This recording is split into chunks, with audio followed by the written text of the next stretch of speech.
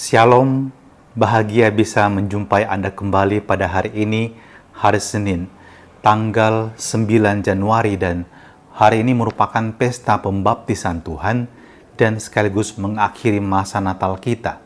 So, Anda sudah bisa mengepak, menyimpan kembali pohon Natal Anda, hiasan-hiasan Natal Anda, dan kita memulai sesuatu yang baru lagi dalam hidup kita. Pada pesta pembaptisan Tuhan, bacaan yang diambil adalah dari Injil Matius yang berkisah bagaimana Yesus dibaptis oleh Yohanes Pembaptis di Sungai Yordan. Dan sesudah dibaptis dikatakan Yesus segera keluar dari air, dan pada waktu itu juga langit terbuka. Ia melihat Roh Allah seperti burung merpati turun ke atasnya, lalu mendengar suara dari surga yang mengatakan, "Inilah putraku yang terkasih, kepadanya lah aku berkenan." Saya tidak tahu bagaimana sejarah Anda menjadi seorang Katolik, bagaimana Anda dibaptis. Mungkin sebagian dari Anda adalah orang-orang yang dibaptis sejak bayi. Anda tidak bisa bersoal jawab, Anda tidak bisa menolak. Pokoknya Anda dibawa ke gereja pada waktu Anda masih bayi dan kemudian dituangkan air di kepala Anda, di dahi Anda dengan seruan, "Aku membaptis engkau dalam nama Bapa dan Putra dan Roh Kudus," dan jadilah Anda sebagai orang Katolik sampai sekarang. Saya sendiri dibaptis ketika saya kelas 2 SMP, dan sejarahnya cukup unik karena pada waktu itu saya sedang duduk di rumah dan kakak saya yang mengikuti katekumenat memanggil saya, "Ayo kita pergi ke gereja."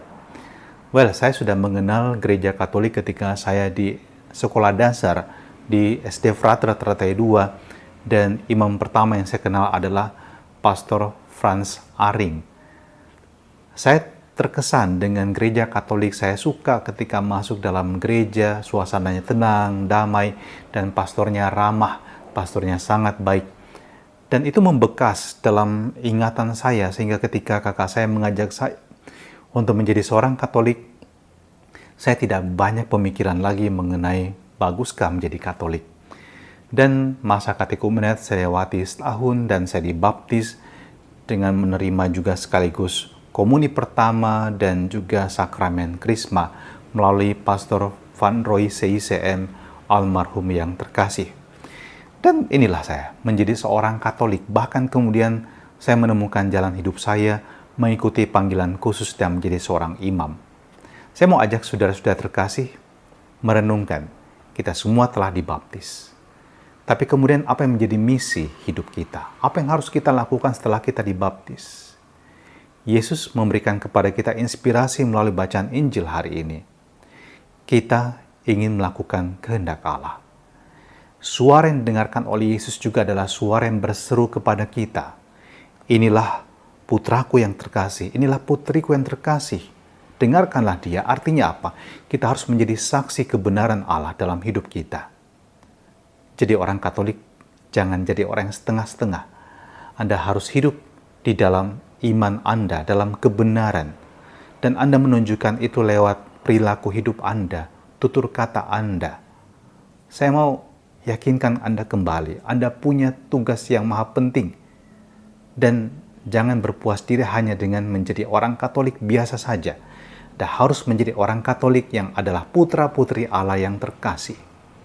So, jika Anda seorang ibu rumah tangga, jadilah ibu rumah tangga yang lebih daripada yang lain. Anda lebih dalam mencintai, Anda lebih dalam mengasihi. Anda bapak keluarga, bekerjalah juga dengan lebih tekun, lebih bersemangat, pengorbanan diri yang luar biasa untuk memperhatikan pasangan. Demikian juga Anda sebagai orang tua Katolik, lakukan, berikan apa yang terbaik untuk anak-anak Anda. Pengorbanan diri Anda tak akan dapat dinilai dengan apapun juga. Dan Anda sebagai orang-orang muda, jadilah orang-orang muda yang baik, yang tetap memegang prinsip-prinsip moral yang baik. Jangan ikut dengan apa yang ditawarkan oleh dunia yang dapat menyesatkan Anda.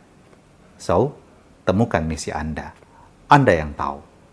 Dan bertanyalah pada Tuhan, apa yang saya bisa buat dalam hidup saya, agar saya pun dapat memancarkan kemuliaan-Mu sebagai putra-putrimu. Dan terimalah berkat Allah yang Maha Kuasa mendampingi kita sepanjang pekan yang mendatang ini, Dalam nama Bapa dan Putra dan Roh Kudus. Amin.